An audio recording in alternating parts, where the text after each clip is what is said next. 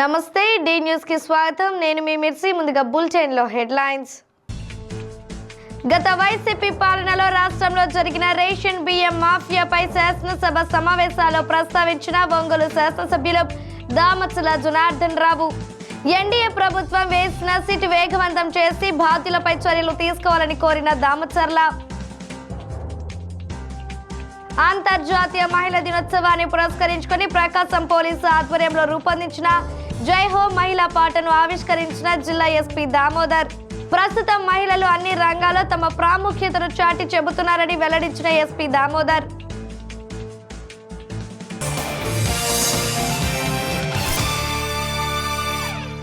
ఇక వివరాలకు వెళితే గత 5 ఏళ్ల వైసీపీ పాలనలో రాష్ట్రంలో రేషన్ బియ్యం మాఫియా ఎక్కువగా జరిగిందని ఒంగోలు శాసనసభ్యులు దామచల జనార్దన్ రావు శాసనసభ సమావేశాల్లో సభ దృష్టికి తీసుకొచ్చారు. 50 లక్షల టన్నుల బియ్యం రైతుల నుండి తీసుకుంటే దానిని రీసైక్లింగ్ చేస్తే 30 టన్నుల వరకు ఎఫ్సిఐ గోడౌన్లోకి వెళ్లాయన్నారు. ఆ 5 ఏళ్ల కాలంలో బియ్యం లెక్కలు తెలియని పరిస్థితులు ఉన్నాయన్నారు. అప్పుడున్న పరిస్థితుల్లో బస్తా నిల్వ చేసేందుకు ఎఫ్సిఐ గూడెన్లో 5 రూపాయలు ఇస్తే ప్రైవేట్ గూడెన్లో 4.25 పైసలు ఇవ్వడంతో 75 పైసలు మిలుగుతాయన్న రైతులు ప్రైవేట్ గూడెన్లో నిల్వ చేశారని, దాంతో పెద్ద ఎత్తున బియ్యం మాఫియా జరిగిందన్నారు. దానికి సంబంధించిన లెక్కలతో సహా దామచర్ల వివరించారు. దీనిపై ప్రస్తుత ఎన్డీఏ ప్రభుత్వం వేసిన సిట్ వేగవంతం చేసి బాధ్యులపై చర్యలు తీసుకోవాలని దామచర్ల కోరారు. మచిలీపట్నంలో 4,840 టన్నులు ఆ రోజు బియ్యం కూడా నిల్వ జరిగింది అధ్యక్ష. కాకినాడలో 4,000 టన్నుల బియ్యం మాయమైంది అధ్యక్ష. అదేవిధంగా అంబేద్కర్ కోనసీమ, కర్నూలు జిల్లా, బాపట్ల, ఎన్టీఆర్ జిల్లా లారీల కొద్ది బియ్యం మాయమైంది అధ్యక్ష లాస్ట్ టైంలో. అదేవిధంగా మన ప్రభుత్వం ఎన్డీఏ ప్రభుత్వం వచ్చిన తర్వాత మన ఉప ముఖ్యమంత్రి పవన్ కళ్యాణ్ గారు, అదేవిధంగా మనం civil supplies minister Nadendla Manohar గారు వీళ్ళిద్దరూ కూడా కాకినాడ పోర్టుని సందర్శిస్తే 1,320 టన్నులు ఆ రోజు పట్టుకోవడం జరిగింది. దాన్ని ఆ రోజు నుండి వీళ్ళు మంత్రులు వస్తున్నారని తెలిసి కూడా అధికారులు కూడా ఆ రోజు లేకుండా పోవడం జరిగింది అధ్యక్ష. కాబట్టి జరిగిన లాస్ట్ 5 సంవత్సరాల్లో జరిగిన పొరపాట్లు ఏదైతే ఉన్నాయో దాన్ని సీరియస్గా తీసుకోవాలని చెప్పి కూడా మంత్రి గారికి తెలియజేస్తున్నాం. దాని మీద సిట్ వేశారు. దాన్ని సీరియస్గా ఎంక్వైరీ చేసి దాన్ని అమలుపరచాలని చెప్పి. మహిళల వల్ల సమాజ అభివృద్ధి జరుగుతుంది, వాళ్ళు లేకపోతే సమాజమే లేదు, నాగరిక సమాజం అసలు ఉండదని ప్రకాశం జిల్లా ఎస్పీ దామోదర్ స్పష్టం చేశారు. అంతర్జాతీయ మహిళా దినోత్సవాన్ని పురస్కరించుకొని ప్రకాశం పోలీసు ఆధ్వర్యంలో రూపొందించిన జై హో మహిళా పాటను ఎస్పీ ఆవిష్కరించి మహిళలకు అంకితం చేశారు. పాట పాడిన శరత్, ఎడిటింగ్ చేసిన షాన్ను అభినందించారు. అనంతరం ఎస్పీ దామోదర్ మాట్లాడుతూ ఒక తల్లిగా, చెల్లిగా, అర్ధంగిగా, అధికారిగా, వ్యాపారవేత్తగా, రాజకీయ నాయకురాలిగా ఇలా అన్ని రంగాల్లో మహిళలు ఉండడమే కాదు తమ ప్రాముఖ్యతను చాటి చెబుతున్నారని తెలిపారు.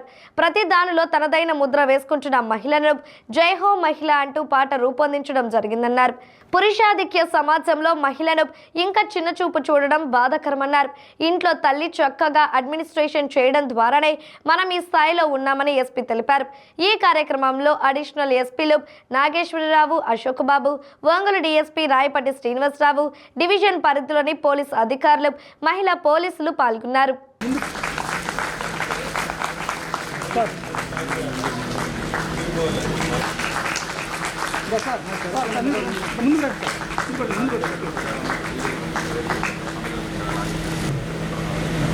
సబ్ డివిజన్ ప్రీతం ఎస్పీ గారికి ఒక షాల్ తోటి సార్ అడ్మిన్ సార్ చేతుల మీదుగా సార్ను కాదు కాదు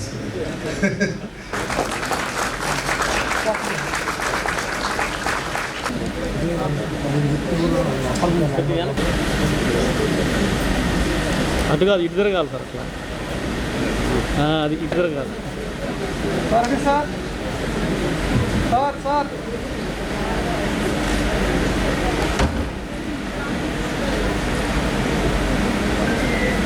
okay officers please be sir.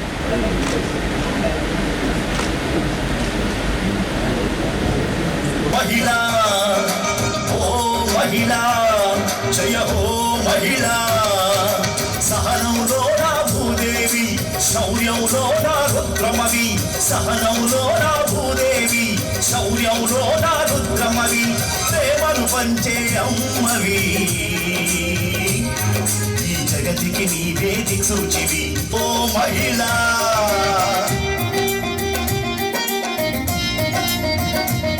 అదిరిపోయే సాంగ్ ఇది విన్నాను నేను. గూస్ బంప్స్ వస్తాయి అందరికి. చాలా మంచిగా రాసావు. నీకున్నటువంటి ఉమెన్ మీద ఉన్నటువంటి అవగాహన, వాళ్ళలో ఉన్నటువంటి స్ఫూర్తిగా ఏ విధంగా తీసుకోవాలన్నటువంటి కాన్సెప్ట్కి రియల్లీ నేను మా డిపార్ట్మెంట్ తరఫున నీకు మరొకసారి అభినందనలు. మంచి కంపోజింగ్ బాగుంది షాన్. లాస్ట్ టైం కూడా చేశారు మా గాంజా వద్దు బ్రో అనే దాని మీద. బట్ ఇది కూడా నిన్న చూశాను. నేను ఆల్మోస్ట్ హాఫ్ రేటింగ్ అయింది, చూశాను. చక్కగా ఉంది. ఇప్పుడు రిమైనింగ్ వీళ్ళు చూద్దాం విత్. చాలా థ్యాంక్ యూ సార్. ఎందుకంటే ఉమెన్స్ డే రోజు ఒక సాంగ్ చేయాలనే ఆలోచన వచ్చింది. సార్ సడన్గా డిఎస్పీ గారు సడన్గా ఫోన్ చేసి సార్తో మంచి పాట రాయాలి. నాకు నిజంగా అదృష్టం తలుపు తట్టుకుంటుంది. అదే ఆయన సార్ ప్రతి రోజు రాసిన ప్రతిసారి సలహాలు ఇవ్వటం, కొంచెం ఇంకా స్పీడ్ అవ్వడం జరిగింది. ఎనీవే ఈ పాట నాకు అవకాశం ఇచ్చింది ధన్యవాదాలు సార్. అంతర్జాతీయ మహిళా దినోత్సవ సందర్భంగా మనం కొన్ని ప్రోగ్రామ్స్ చేయదలుచుకున్నాం.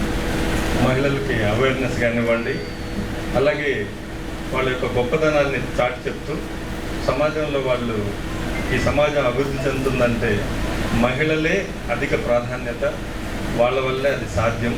వాళ్ళు లేకపోతే ఈ సమాజమే నాగరిక సమాజం లేదు, నాగరిక సమాజం లేదు. ఒక తల్లిగా, ఒక చెల్లిగా, ఒక అర్ధాంగిగా, అలాగే ఒక అధికారిగా, ఒక వ్యాపారవేత్తగా, ఒక రాజకీయ నాయకురాలుగా, అలాగే అన్ని రంగాల్లో ఈ రంగం ఆ రంగం, పోలీసుల్లో ఈ రంగం ఆ రంగం అని లేకుండా ప్రతి దాంట్లో తనదైన ముద్రలో వేసుకుంటున్నటువంటి మహిళకి జై హో మహిళ అనేసి ఆమె యొక్క శక్తి సామర్థ్యాలను మరొకసారి మనం గుర్తు చేసుకుంటూ వారి మీద ఒక పాటని శరత్ మిత్రుడు శరత్ అండ్ షాన్ టీమ్ అంతా కూడా చక్కగా రూపొందించారు.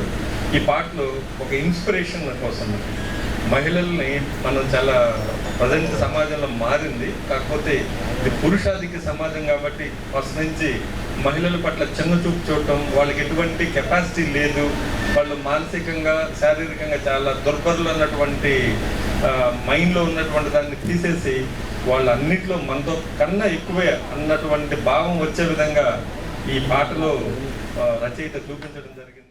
అంతర్జాతీయ మహిళా దినోత్సవం సందర్భంగా ఈ నెల 8వ తేదీ మార్కాపురంలో జరగనున్న ముఖ్యమంత్రి చంద్రబాబు నాయుడు పర్యటన ఏర్పాట్లు చురుకుగా జరుగుతున్నాయి. కొండేపల్లి రోడ్డులో హెలిప్యాడ్ ఏర్పాటు చేస్తారు. సాయి బాలాజీ పాఠశాల గ్రౌండ్లో సీఎం సభ జరగనుంది. అల్లూరి పోలేరమ్మ గుడి ఎదురుగా ఉన్న ప్రాంతంలో జిల్లాకు చెందిన తెలుగుదేశం పార్టీ నాయకులతో చంద్రబాబు నాయుడు సమావేశం కానున్నారు. ఈ నేపథ్యంలో జిల్లా కలెక్టర్ తమీం అన్సరియా దగ్గరుండి సీఎం సభ ఏర్పాట్లు చూస్తున్నారు. మార్కాపురం శాసనసభ్యులు కందుల నారాయణ రెడ్డితో కలిసి సీఎం సభ సక్సెస్ చేసేందుకు జిల్లా కలెక్టర్ కృషి చేస్తున్నారు.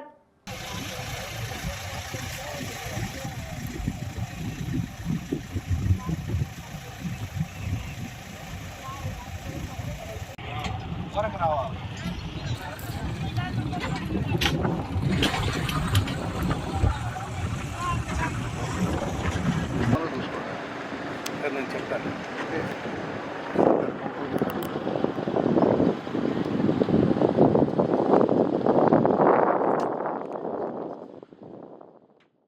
ప్రకాశం పోలీస్ డ్రోన్ ఎగిరితే అసాంఘిక శక్తుల గుండెల్లో దడ పుడుతుందని ఎస్పీ దామోదర్ వెల్లడించారు. రాష్ట్రంలోని ఏ జిల్లాలో లేని విధంగా ప్రకాశం పోలీసు వద్ద ప్రజల సహకారంతో 30 డ్రోన్లు సమకూర్చుకున్నట్లు చెప్పారు. జరుగుమల్లి మండలం కామేపల్లికి చెందిన రాంబాబు అనే కాంట్రాక్టర్ 1,50,000 రూపాయల విలువైన డ్రోన్ను ఎస్పీ దామోదర్కు అందజేశారు.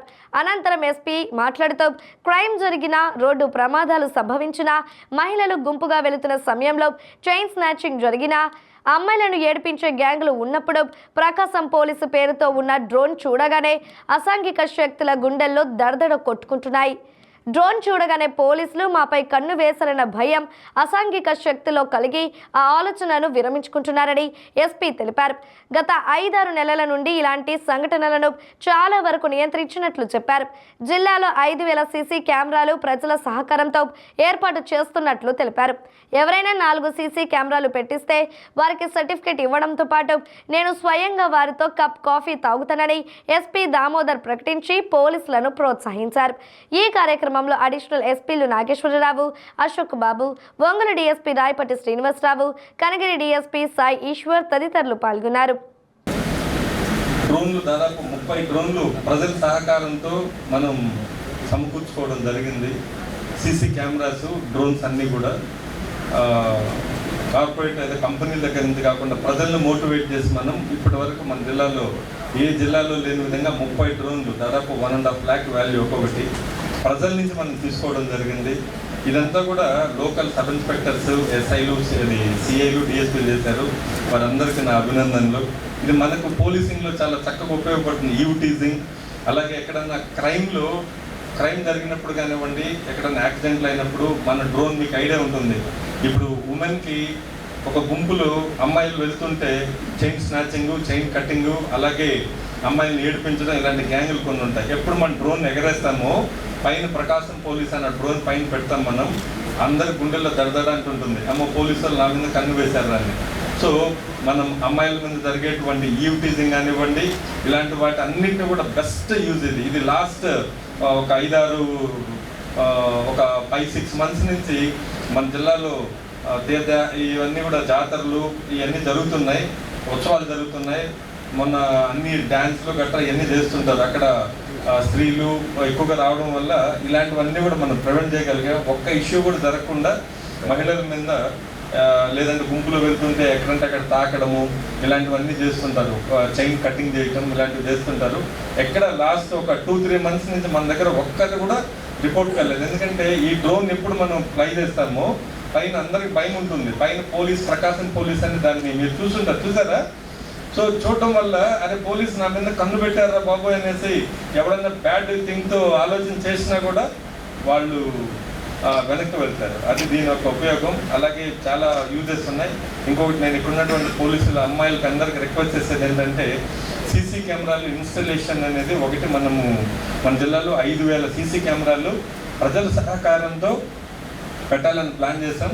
ఈ 5,000 కెమెరాలు పెట్టగలిగితే జిల్లా అంతా కవర్ అయిందనుకోండి, ఎక్కడ ఏ అఫెన్స్ జరిగినా, ఎనీ అఫెన్స్, దొంగతనం, మర్డరు, రేపు or otherwise hit and run case, లేదా మనం దొంగతనం చేసిన మన బండ్లు ఏది తీసుకెళ్ళిపోయినా ఏరియా వైజ్ కెమెరాస్ ఉంటే అవి ఇమ్మీడియట్లీ మనం ఐడెంటిఫై చేయొచ్చు. చాలా అఫెన్సెస్ ఇప్పటి వరకు మనం ఐడెంటిఫై చేసాం. ఆ విధంగా నేను రిక్వెస్ట్ చేసేదంటే ప్రతి మహిళ, అలాగే ఇక్కడ ఉన్నటువంటి వాళ్ళలో ప్రతి కానిస్టేబుల్ నేను రిక్వెస్ట్ చేస్తున్నానమ్మా, మీకు ఒక కెపాసిటీ ఉంటుంది. మీ ఊర్లో మీరు పనిచేసే దగ్గర మీరు అడిగితే ఒక కెమెరా పెట్టకుండా ఉన్నటువంటి వాళ్ళు ఎవరున్నారు, ఒక కెమెరా హార్డ్లీ 4,000-5,000.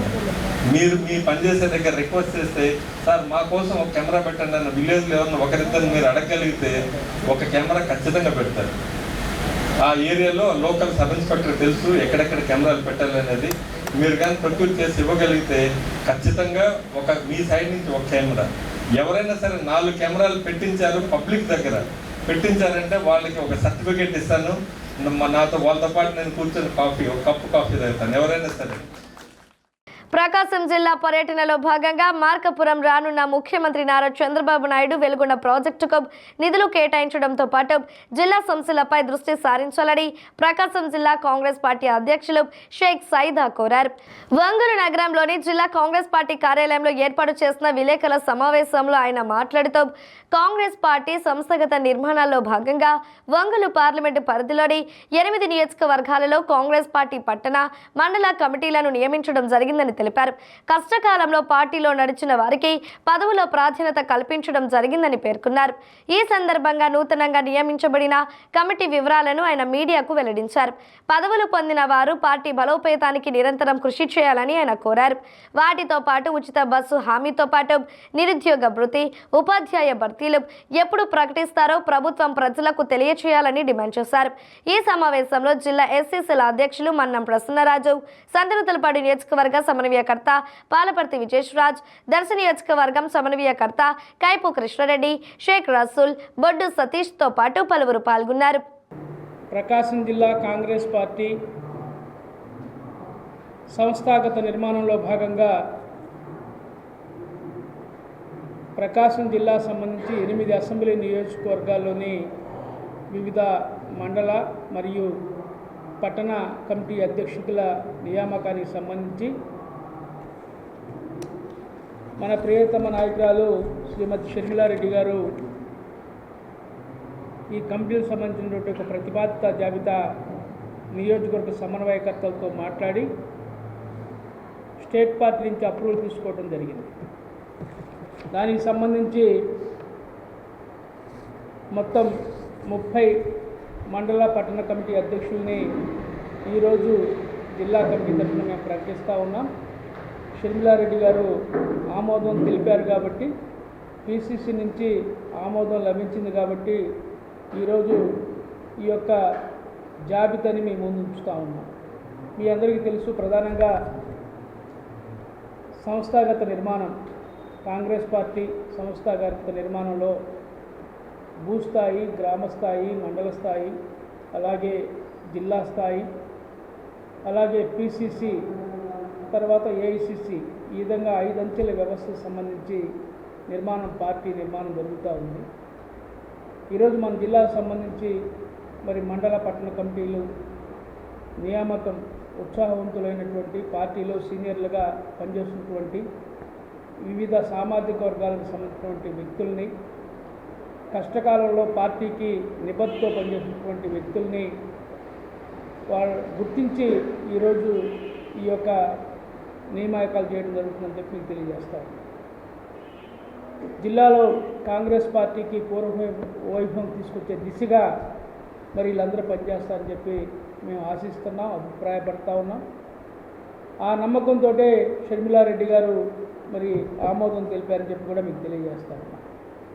త్వరలోనే జిల్లా నూతన కార్యవర్గాన్ని కూడా మేము ఏర్పాటు చేయబోతున్నాం అనే విషయం కూడా మీకు తెలియజేస్తాం. మీరు ఎన్నికల ముందు చెప్పారు ఎల్లుగొండ ప్రాజెక్టుని మేము త్వరలో పూర్తి చేస్తామన్నారు. అలాగే మొన్న ఇటీవల కాలంలోనే మంత్రి నిమ్మల రామారెడ్డి కూడా ఇరిగేషన్ శాఖ మంత్రి గారు వచ్చి ఆయన మాట్లాడినటువంటి తీరు చూసాం. ఈ 2 సంవత్సరాల్లో ప్రాజెక్టులు పూర్తి చేస్తామన్నారు. నిర్వాసితులకే దాదాపు మనం చూసినట్లయితే 900 కోట్ల రూపాయలు నిర్వాసితులకు ఇవ్వాల్సినటువంటి అవసరం ఉంది. అలాగే మనం చూసినట్లయితే దాదాపు 4000 కోట్లు అయితే కానీ ఈ ప్రాజెక్టు పూర్తి కానటువంటి పరిస్థితి. మీరు మొన్న బడ్జెట్లో ముష్టి 300 కోట్లు ఇచ్చి ఈ ప్రాజెక్టు ఎప్పుడు పూర్తి చేస్తారు? ఒకసారి ఆలోచించాల్సిన అవసరం ఉంది. ముష్టి 300 కోట్లు ఇచ్చి మీరు ఎన్ని సంవత్సరాలకి ఈ ప్రాజెక్టు పూర్తి చేస్తారు? మనం చూస్తూ ఉన్నాం. 1996లో ఇదే చంద్రబాబు గారు ఆ శంకుస్థాపన చేశారు ఎల్లుగొండ ప్రాజెక్టుని ఎన్నికల హామీ కోసంగా. ఆ రోజు ఎన్నికల కోసంగా ఇచ్చేసినటువంటి పరిస్థితి. అయితే రాజశేఖర రెడ్డి గారు, స్వర్గీయ రాజశేఖర రెడ్డి గారు ముఖ్యమంత్రి అయిన తర్వాత ఈ యొక్క జలయజ్ఞంలో అనేకమైనటువంటి నిధులు ఇచ్చి దాదాపు 70% ఆ ప్రాజెక్టుని పూర్తి చేసింది కాంగ్రెస్ ప్రభుత్వం.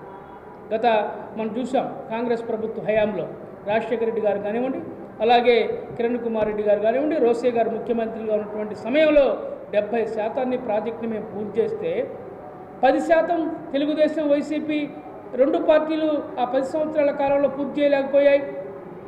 ఇంకా 20% పనులు మిగిలిపోయి ఉన్నాయి. 4000 కోట్లు కేటాయిస్తే కానీ ఆ ప్రాజెక్టు పూర్తి కాదు. ఇప్పుడేమో తగుదనమ్మా అంటూ నేను వెలుగొండ ప్రాజెక్టుని సందర్శిస్తానని చెప్పి చంద్రబాబు మాట్లాడటంలో అర్థమైందో మాకు అర్థం కావట్లా. కాబట్టి మేము కాంగ్రెస్ పార్టీ తరఫున డిమాండ్ చేస్తూ ఉన్నాం. అయ్యా ముఖ్యమంత్రి గారు, మీరు జిల్లాకు వచ్చే ముందు ఒక ప్రకటన చేయండి.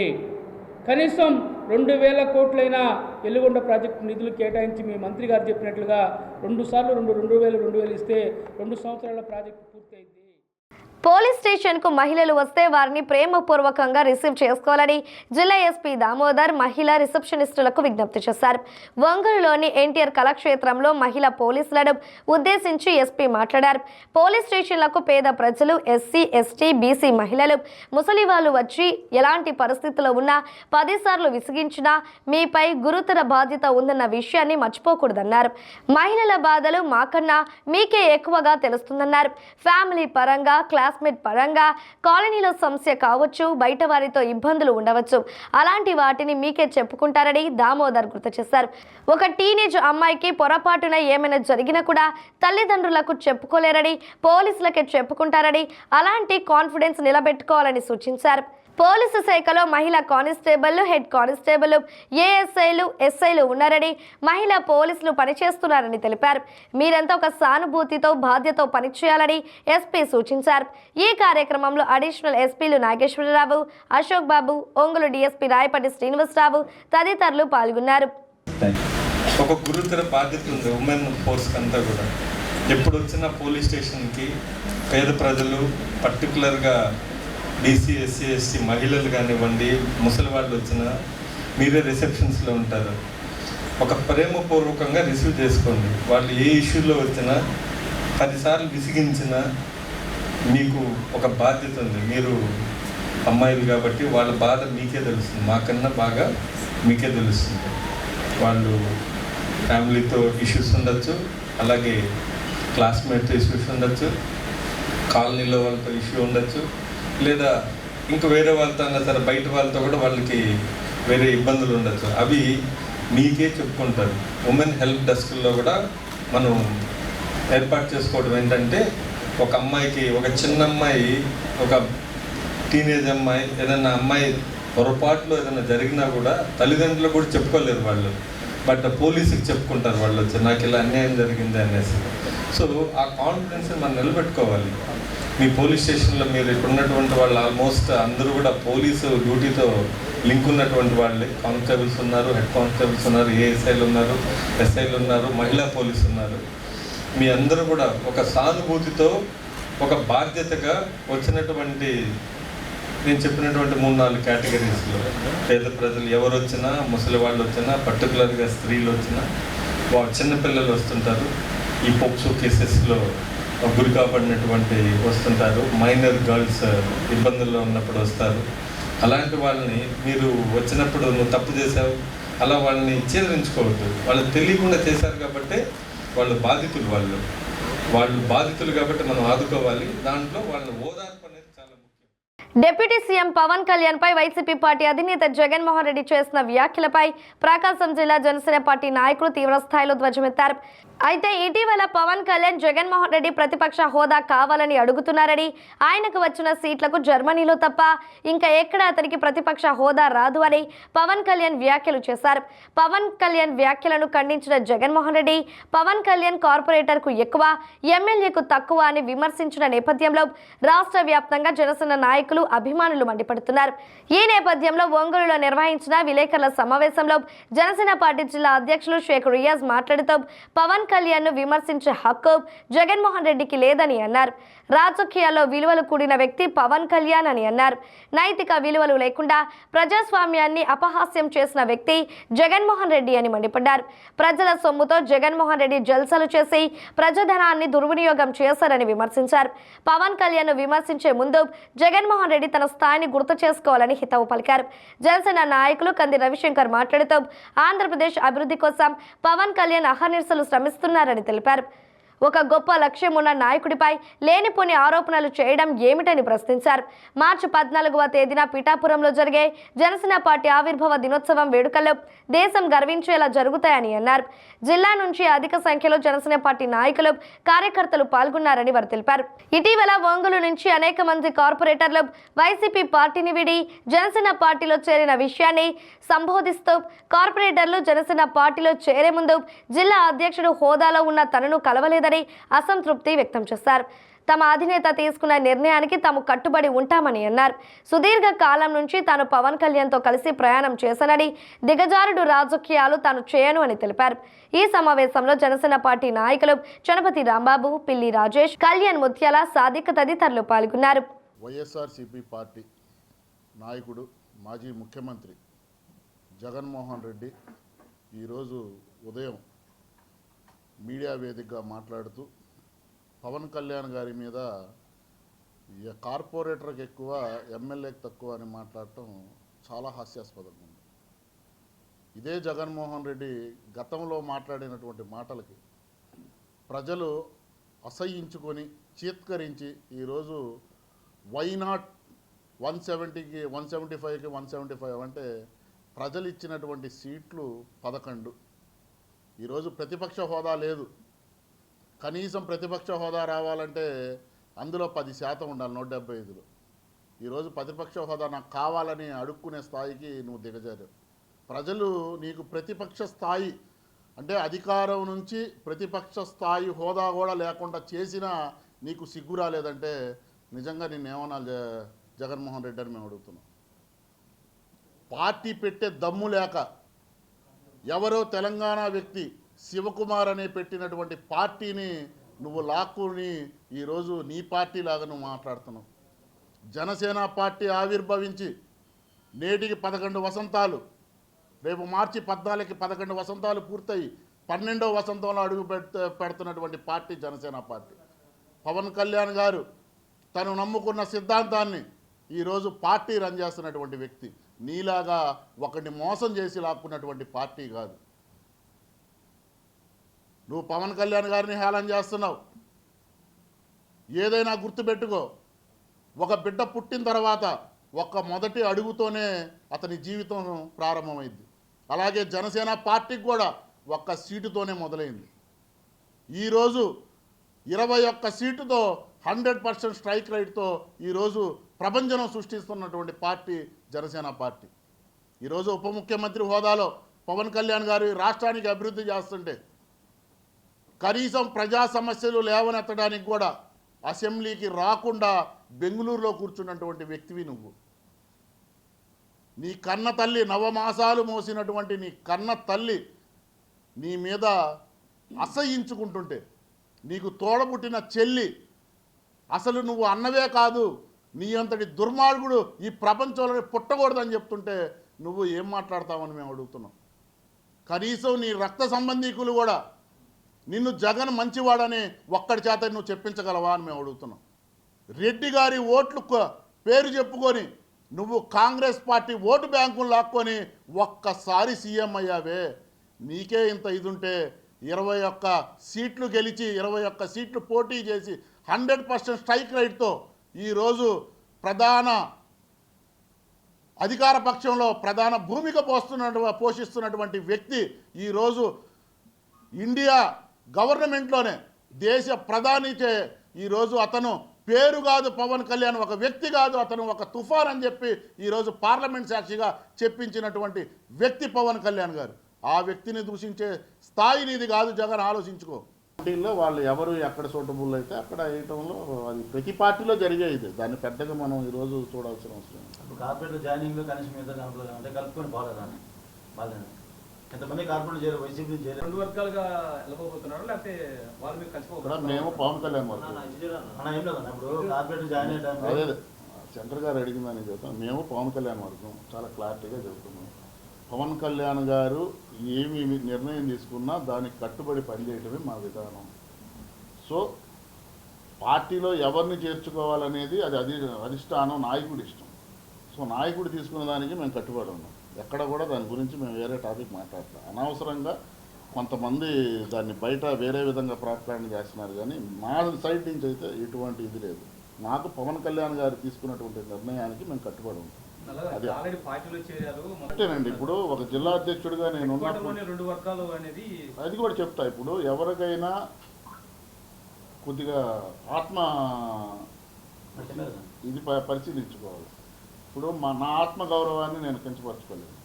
ఒక జిల్లా స్థాయి అధ్యక్షుడిగా నేను ఉన్నప్పుడు వాళ్ళు జాయిన్ అయిన తర్వాత జాయిన్ అయ్యేటప్పుడు గౌరవంగా కలవాల్సినటువంటి బాధ్యత వాళ్ళ మీద ఉంది. కాబట్టి వాళ్ళు రానప్పుడు నేనేం చేయాలి? నేను వాళ్ళ ఇళ్ళకి వెళ్ళలేను కదా. గౌరవంగా వాళ్ళు రావాలి. మరి అది ఎందుకు రాలేదు, ఎందుకు ఇచ్చేయలేదు అనేది మీరు వాళ్ళని అడగాలి. పార్టీ నిర్ణయం అండి. పార్టీ చెప్తే పని చేయాల్సిందే కదా. పార్టీ నిర్ణయమే మా నిర్ణయం. మేము అదే చెప్తున్నాం. పార్టీ పవన్ కళ్యాణ్ గారిని కాదని మేము ఏమి చెయ్యం. మేము పార్టీని పవన్ కళ్యాణ్ గారి నాయకత్వం, పవన్ కళ్యాణ్ గారి సిద్ధాంతాలు నమ్మి మేము పార్టీలో మార్చి 14, 2014 పార్టీ ఆవిర్భావం జరిగినప్పటి నుంచి పవన్ కళ్యాణ్ గారితో ట్రావెల్ చేసినటువంటి వ్యక్తులు. దానికి తోడు దాని ముందు ప్రజారాజ్యం పార్టీలో కూడా ఆ రోజు యువరాజ్యంలో పవన్ కళ్యాణ్ గారితో ట్రావెల్ చేసిన వ్యక్తులు. అధికారం కోసమో ఇంకో దానికోసమే మేము పార్టీలోకి రాలేదు. మాకు నాయకుడే శిరోధారి. పవన్ కళ్యాణ్ గారు ఎటువంటి నిర్ణయం తీసుకున్నా ఆ నిర్ణయానికి మేము కట్టుబడి ఉంటాం. ఆయన ఒక సింగిల్ యాడ్ చేస్తే కొన్ని కోట్ల రూపాయలు ఇస్తారండి. ఎంతోమంది ఎదురు చూసే వ్యక్తి. అలాంటి వ్యక్తి మనం వచ్చి ఆంధ్రప్రదేశ్ రాజకీయాల్లో ఆయన వచ్చి చురుగ్గా ఎందుకు పాల్గొంటున్నారంటే ఈ ఆంధ్రప్రదేశ్కి ఏదో చేయాలనే తపన. ఆయన ఎప్పటి నుంచో అదే కార్యక్రమంలో 12 సంవత్సరాలుగా ఎంబడబడి కష్టపడి చేస్తున్నారండి. అదే టైంలో రియాజ్ గారు పవన్ కళ్యాణ్ గారు మాటే ఆయన ఓపెన్గా చెప్పిన మాటే, మేమందరం 4-5 ఉన్నాం మెయిన్గా, అలాంటిది రియాజ్ గారు కూడా ఉన్నారు అని చెప్పి పబ్లిక్లోనే ఆయనతో చెప్పారండి. ఆయన మెయిన్ ఏంటంటే వ్యక్తిత్వం గల వ్యక్తి. చిన్న వ్యక్తిని అదే గౌరవిస్తారు, పెద్ద వ్యక్తిని అదే గౌరవిస్తారు. అలాంటి వ్యక్తిని మనం విమర్శించడం అనేది ఎప్పుడు ఎవరికి మంచిది కాదు. ఇలాంటి మనం ఆలోచన విధానం అనేది చాలా ముఖ్యం అండి. ఎందుకంటే రేపు 14వ తారీఖు జరిగే బహిరంగ సభ మీరు చూడండి. ఇండియా మొత్తం, నాట్ ఇండియా, ప్రపంచంలో ఉన్న తెలుగు అందరూ ఒకే వైపు పిఠాపురం వైపు చూస్తారు. ఎందుకంటే ఎవరిని రమ్మని చెప్పి సొంతగా పిలవట్లా, ఎవరికి వాళ్ళే మా దగ్గరికి ఎంతోమంది వస్తున్నారు. మాకు పాసులు కావాలి సార్, మేము వస్తాం, మేము బస్సులు పెట్టుకొని వస్తాం, మేము వస్తామని అందరూ ఎవరికి వాళ్ళే వస్తున్నారు. ఎందుకంటే ఆయన ఒక వ్యక్తి, ఆయన ఎప్పుడు మంచితనానికి ఒక నిదర్శనం. అలాంటి వ్యక్తి పవన్ కళ్యాణ్ గారు అంటే ఆయన ఉన్న బ్రాండ్ అనేది అది మనం చెప్పలేం దాని విలువ. రేపు 14వ తారీఖు ఆయన చేసే విలువ ఆ పిఠాపురంలో మీరు వచ్చేదానికి మీరు అందరూ చూడండి. ఎందుకంటే మనిషిని విమర్శించే ముందు ఒకసారి మనం ఆలోచించుకోవాలి.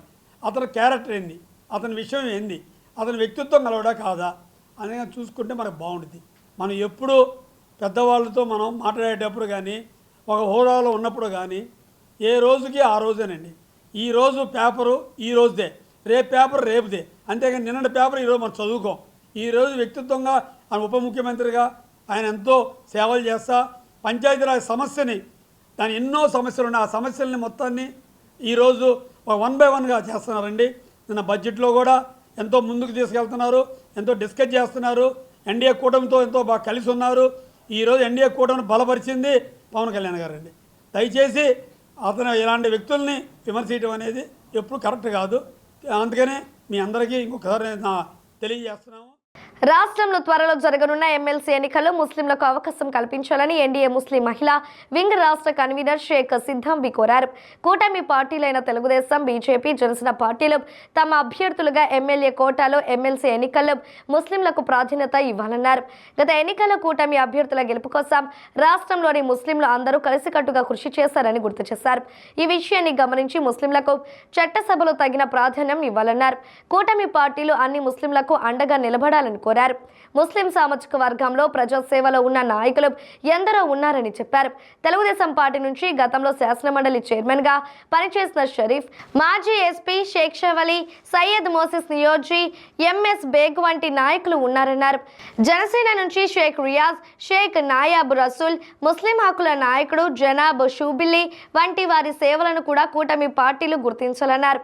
అంతేకాక రాష్ట్రంలోని కడప, కర్నూలు, ప్రకాశం, నెల్లూరు, గుంటూరు జిల్లాల నుంచి ఉన్న ముస్లిం నాయకులలో ఒకరికి అవకాశం కల్పించి తమ సామాజిక వర్గానికి న్యాయం చేయాలని కోరారు. గత ఎన్నికల్లో కూటమి ప్రభుత్వం కోసం ఎన్డీఏ కూటమి జేఏసీ తరపు నుంచి ముస్లిమ్స్ ఎంతో కృషి చేయడం జరిగింది. వారిని గుర్తించి ఇప్పుడు రాబోయే ఎమ్మెల్సీ ఎన్నికల్లో ముస్లిమ్స్కి కూడా ప్రాధాన్యత కల్పించి అందులో ఒకటి అవకాశం కల్పించమని ఎన్డీఏ కూటమి జేఏసీ తరపు నుంచి మేము కోరడం అయింది. ముస్లిం సామాజిక వర్గంలో అర్హత ఉన్నవారు చాలామంది ఉన్నారు. వారిలో పేరున తీసుకుంటే శాసన మండలి మాజీ చైర్మన్ షరీఫ్ గారు, రిటైర్డ్ ఎస్పీ షేక్ షక్షావలి గారు, సయ్యద్ మొహసిన్ నియాజ్, ఎంఎస్ బేగ్ జనసేన నుంచి షేక్ రియాజ్ గారు, షేక్ నాయబ్ రసూల్ గారు, ముస్లిం హక్కుల నాయకులు జనాబ్ షుబిల్లీలు కృష్ణా జిల్లా, గుంటూరు జిల్లా నుండి, ప్రకాశం జిల్లా నుండి, కడప జిల్లా నుండి ఉన్న నాయకులలో ఒక్కరికైనా అవకాశం కల్పించమని మేము ముస్లిం తరపున కోరుకోవడం అయింది. మా సామాజిక వర్గానికి కూడా ఒక అవకాశం ఇచ్చి గుర్తించమని మరి కోరడమైంది. ఒంగోలు పట్టణంలోని భాగ్యనగర్ నందుగల నారాయణ ఒలింపియడ్ స్కూల్ నందు జిల్లా స్థాయిలో కహానియోన్కా కార్వాన్ పోటీలు ఘనంగా నిర్వహించారు. ఈ కార్యక్రమానికి జిల్లాలోని వివిధ నారాయణ పాఠశాలల నుంచి విద్యార్థులు వారి తల్లిదండ్రులు ఉత్సాహంగా పాల్గొన్నారు. ఈ కార్యక్రమానికి ముఖ్య అతిథులుగా విచ్చేసిన AGM Peddireddy, R&D head RB Pisapati జ్యోతి ప్రజ్వలన చేసి కార్యక్రమాన్ని ప్రారంభించారు. అనంతరం క్లస్టర్ ప్రిన్సిపల్ వాకా వేదావతి మాట్లాడుతూ ఈ విధమైన కార్యక్రమాలు విద్యార్థులలో నైపుణ్యాన్ని పెంచడమే కాకుండా వారిలోని లీడర్షిప్ క్వాలిటీస్, స్టేజ్ ఫియర్ తగ్గించడం, చక్కటి భాష నైపుణ్యాలను పెంచుకోవడానికి, పోటీతత్వాన్ని అలవర్చుకోవడానికి ఉపయోగపడతాయని తెలియజేశారు. ఈ కార్యక్రమంలో విజేతలకు బహుమతులు అందజేశారు. ఈ కార్యక్రమంలో cluster principal Vijayalakshmi, Mannam Srinu, coordinators Purnima, Samshad, Mohini, Swathi, staff skills AGM Sadiq, regional staff skills director Jeevan, jury members, branch principals Nirup Sai Teja, Vasanthi, Anjureddy, Kiran, పాఠశాల సిబ్బంది పాల్గొన్నారు. దాని తర్వాత ఈ ప్రాసెస్ జరుగుతున్నప్పుడు యాక్టివిటీస్ ఆల్ అబౌట్ అని చెప్పారు.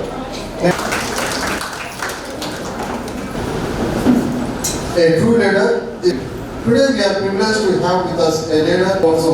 His support and guidance have always been issued. Esteemed agent sir of Prakasam Zone. Good year. అలానే కమ్యూనికేషన్ స్కిల్స్ ఎంఓసి కానీ స్పెల్ బీ కాంటెస్ట్ కానీ అలానే హై స్కూల్లో అంటే మనం భాగ్యనగర్ బ్రాంచ్ విచ్చేసినంటే విద్యార్థిని early years of education, we are fortunate to have a veterinary leader. Being a part of this great cohort. So every young learner, we are just going to see the young learners here. Children, do a good job. More women get such a platform. Right? So big day for them. Where they can. So I welcome one and all. Thank you. Thank you so much, ma'am. Now to ensure that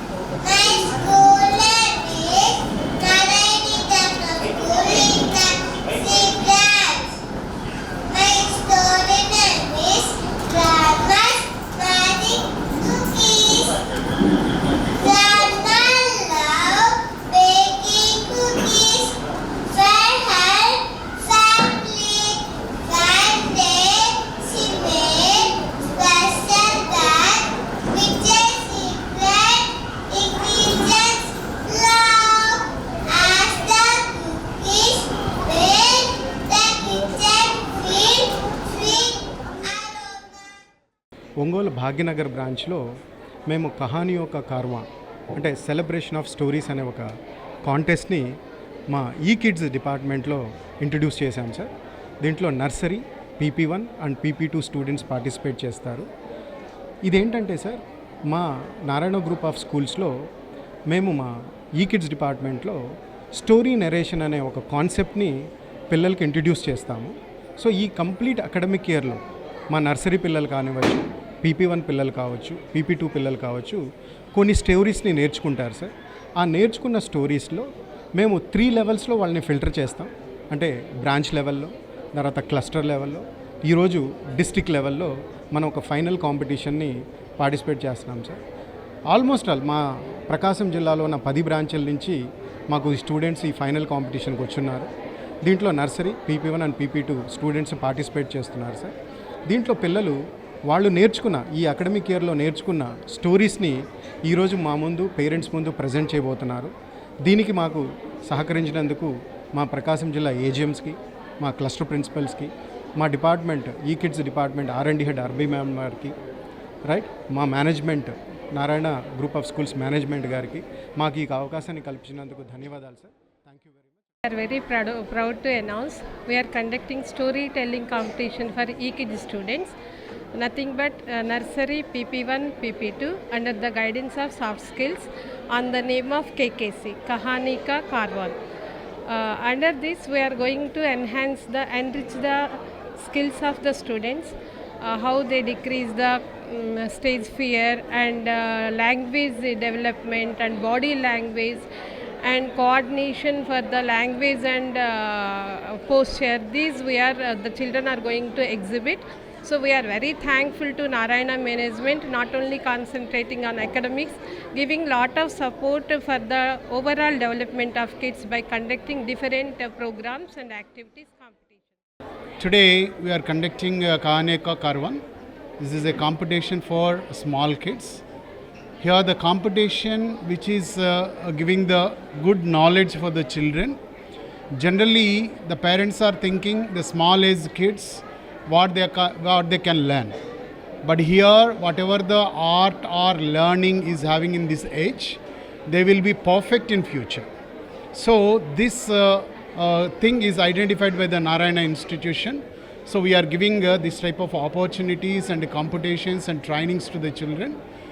Whenever they are getting perfect in this age, they will be rock in the future also. So whoever the supporting for this type of programs and Narayana, the parents who are supporting a lot, we are thankful to the parents and thankful to Narayana. Thank you very much for giving this. విధి ఆడిన వింత నాటకానికి ఓ నిరుపేద కుటుంబం రోడ్డున పడింది. రెక్క ఆడితే కానీ డొక్క ఆడని ఆ పేద కుటుంబానికి పెద్ద కష్టమే వచ్చింది. అందరిలా సంతోషంగా ఆరోగ్యంగా నలుగురితో కలిసి జీవించాలనుకున్న ఆ కుటుంబం నేడు అనారోగ్య సమస్యలతో కొట్టుమిట్టాడుతూ 4 గోడల మధ్యకు పరిమితం కావాల్సి వచ్చింది. ఓవైపు వృద్ధాప్యంలో ఉన్న తల్లిదండ్రులు, మరోవైపు దీనస్థితిలో ఉన్న ఆ కుటుంబం పడుతున్న ఇబ్బందులపై డి న్యూస్ ప్రత్యేక కథనం.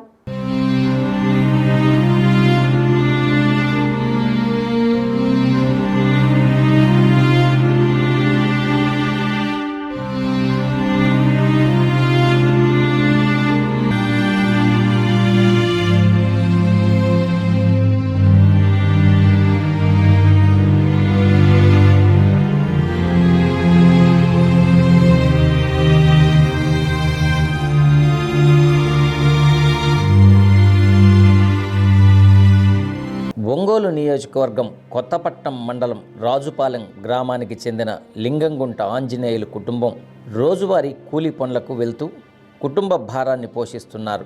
ఆంజనేయులకు 2 కుమారులు. వారిద్దరికీ వివాహం అయ్యి చక్కగా జీవనం సాగిస్తున్నారు. చక్కగా పనులకు వెళ్తూ రూపాయి కూడబెట్టుకొని కుటుంబం యొక్క ఆలనా పాలనా చూస్తూ ఆనందంగా జీవనం సాగుతూ ఉండగా ఓ వింత చోటు చేసుకుంది. ఉన్నపాటుగా ఆ కుటుంబాన్ని అనారోగ్యం చుట్టుముట్టింది. ఆంజనేయులకు గుండెపోటు వచ్చింది. అసలే పేదరికం, ఆపై అనారోగ్యం. ఏమి చేయాలో అర్థం కాని పరిస్థితుల్లో అతని కుమారులు ఇంటిని తనఖా పెట్టి మరీ తన తండ్రికి మెరుగైన వైద్యం కోసం ఓ ప్రైవేటు ఆసుపత్రిలో చేర్పించారు. రోజులు గడుస్తున్నా అనారోగ్య సమస్య కుదుట పడకపోవడంతో ఆంజనేయులను ఆలోచనలు కమ్మివేశాయి. ఓవైపు గుండె సమస్యతో బాధపడుతున్న ఆయన ఉన్నపాటుగా పక్షవాతానికి గురయ్యారు. ఈ నేపథ్యంలో ఆయన కుటుంబం మరింతగా క్షీణించింది. అప్పటికే అనారోగ్య సమస్యను ఎదుర్కొంటున్న ఆయన రెండవ కుమారుడు అతని భార్యతో కలిసి ఆత్మహత్య చేసుకోవడంతో ఆ కుటుంబ పరిస్థితి దయనీయ స్థితిలో పడింది.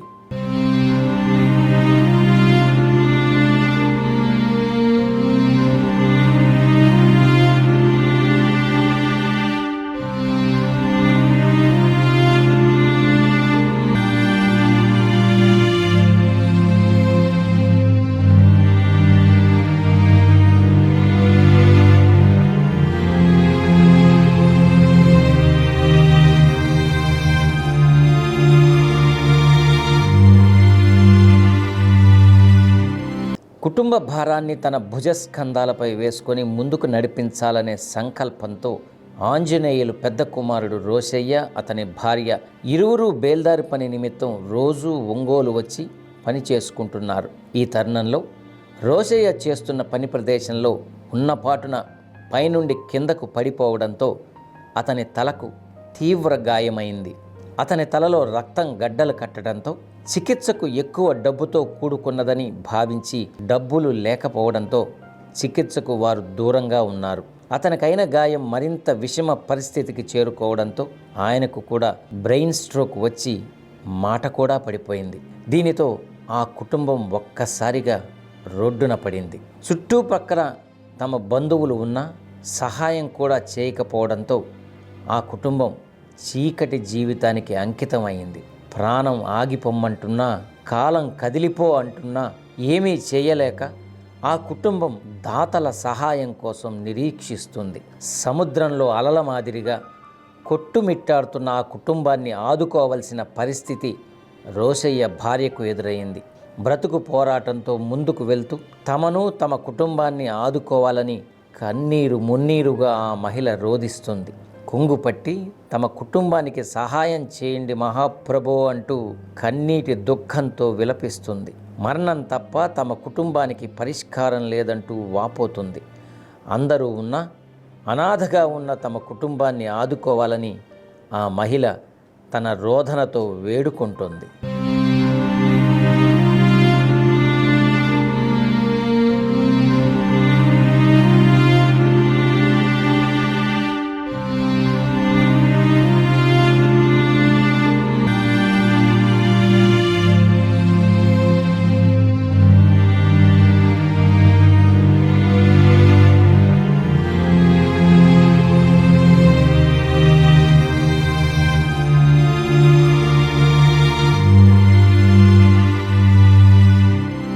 మనసున్న మహారాజులు ఈ కథ విన్న తర్వాత ఆ కుటుంబానికి సహాయం చేయాలి అని అనుకుంటే ఈ ఫోన్పేకు మీ సహాయాన్ని అందించగలరు.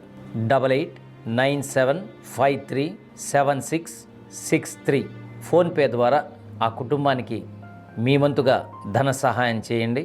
ఆ కుటుంబాన్ని 10 కాలాల పాటు జీవించేలా మనస్ఫూర్తిగా ఆశీర్వదిస్తారని భావిస్తున్నాను. విధి ఆడిన వింత నాటకానికి ఓ నిరుపేద కుటుంబం రోడ్డున పడింది. రెక్కాడితే కానీ డొక్కాడని ఆ కుటుంబంలో అనారోగ్య సమస్యలు అలమర్చుకున్నాయి.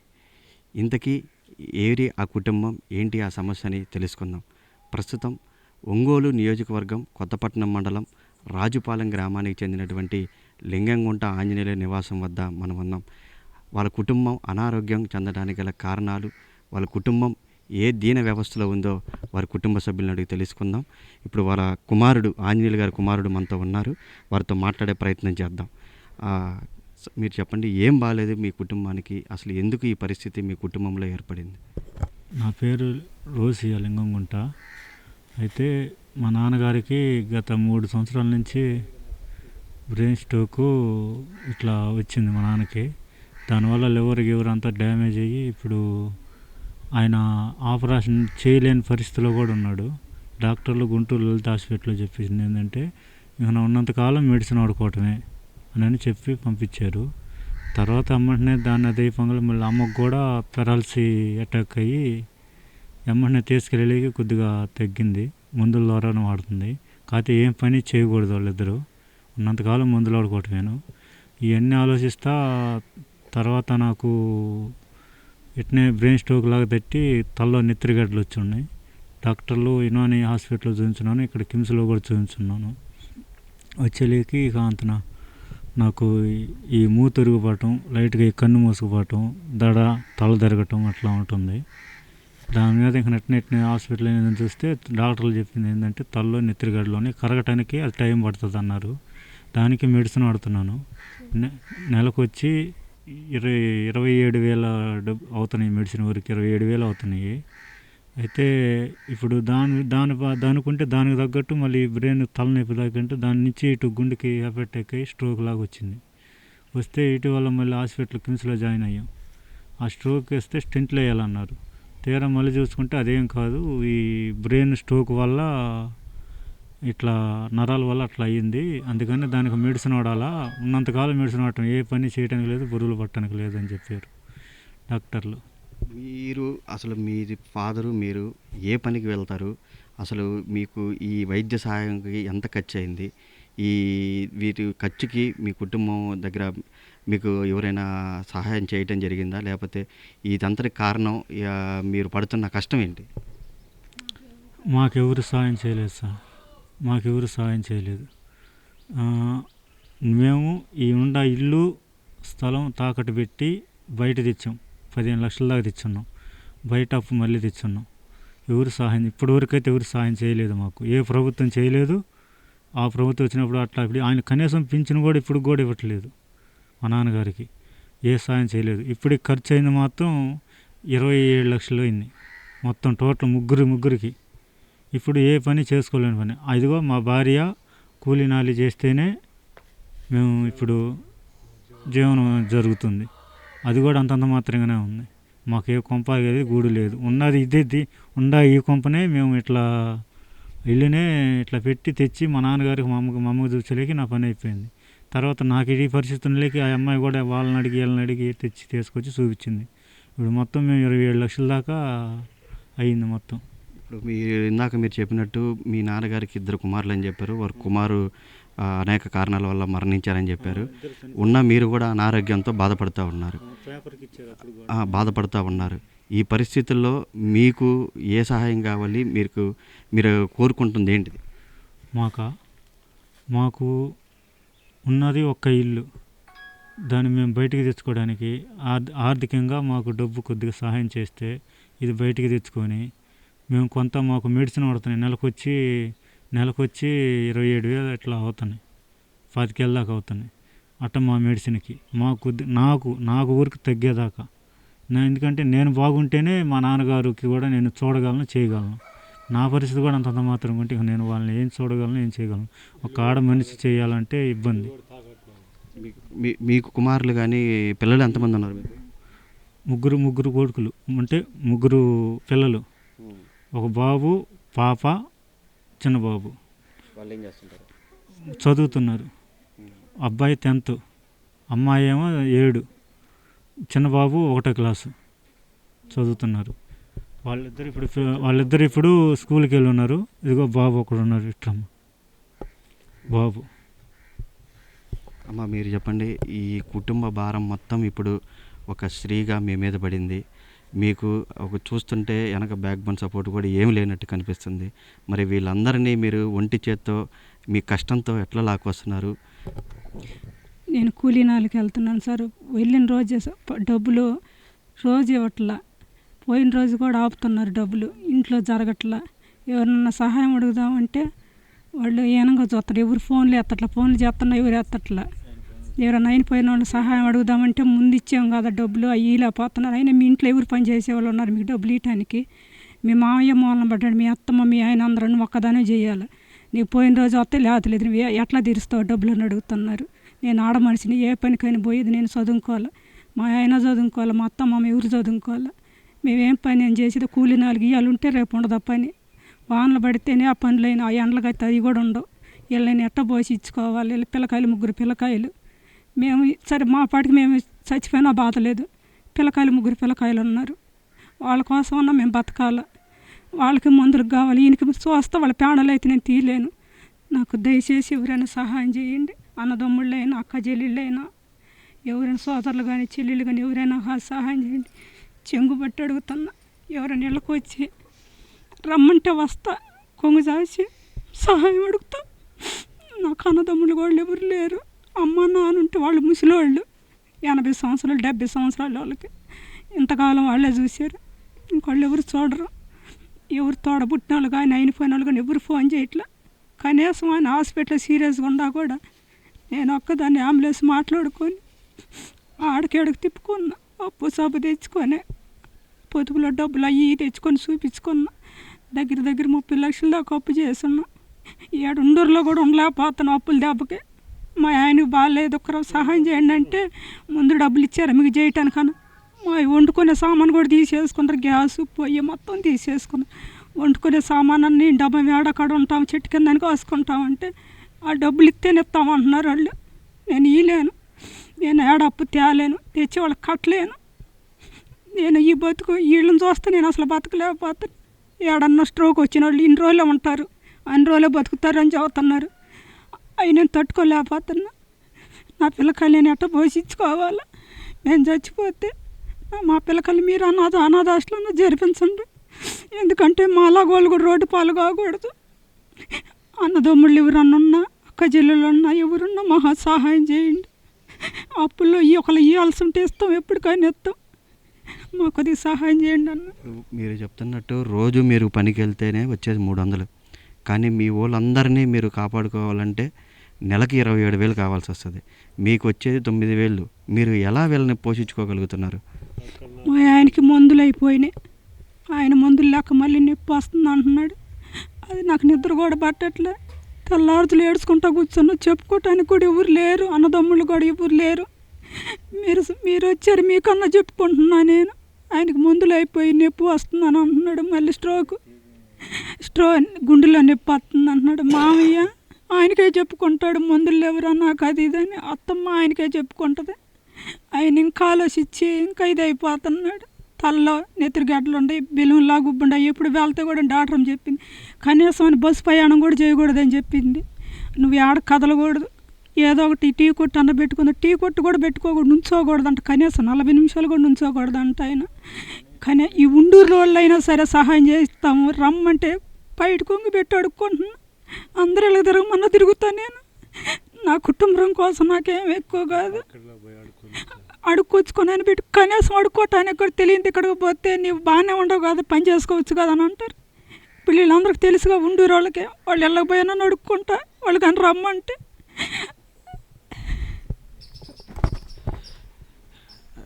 ఇది ఇక్కడ లింగంగుంట ఆంజనేయుల కుటుంబం అనారోగ్యంతో బాధపడుతూ మరి దాతల కోసం ఎదురు చూస్తున్నటువంటి పరిస్థితి ఈ కుటుంబంలో ఉంది.